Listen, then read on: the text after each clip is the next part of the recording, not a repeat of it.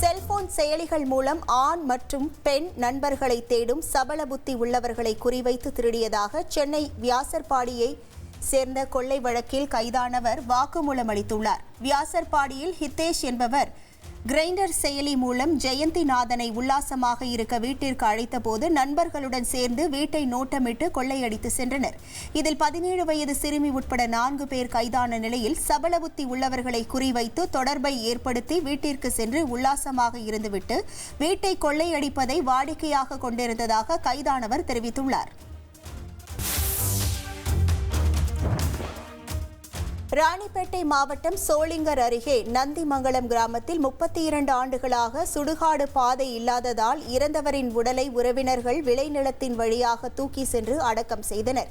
இந்த கிராமத்தை சேர்ந்த ருக்கம்மாள் வயது மூப்பு காரணமாக இருந்த நிலையில் அவரது சடலத்தை நல்லடக்கம் செய்வதற்கு பாதை கேட்டு உறவினர்கள் போராட்டம் நடத்தினர்.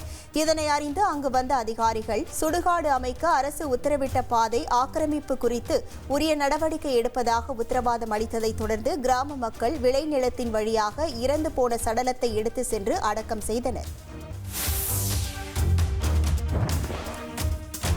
ஊட்டியில் மலர் கண்காட்சி நடைபெறுவதை முன்னிட்டு மேட்டுப்பாளையம் சிறப்பு மலை ரயிலில் சுற்றுலா பயணிகள் பயணித்தனர். மலை ரயிலில் வெளிநாடு மற்றும் உள்நாட்டு சுற்றுலா பயணிகள் மகிழ்ச்சியுடன் பயணம் செய்து அங்கு இயற்கை எழில் கொஞ்சம் காட்சிகளை கண்டு ரசித்தனர். காலை மேட்டுப்பாளையத்திலிருந்து ஊட்டிக்கு புறப்பட்ட சிறப்பு மலை ரயிலில் 200க்கும் மேற்பட்ட சுற்றுலா பயணிகள் பயணம் செய்தனர். தந்தி டிவியை உங்கள் கேபிள் டிவி ஆபரேட்டரிடம் இலவசமாக கேட்டு பெறுங்கள்.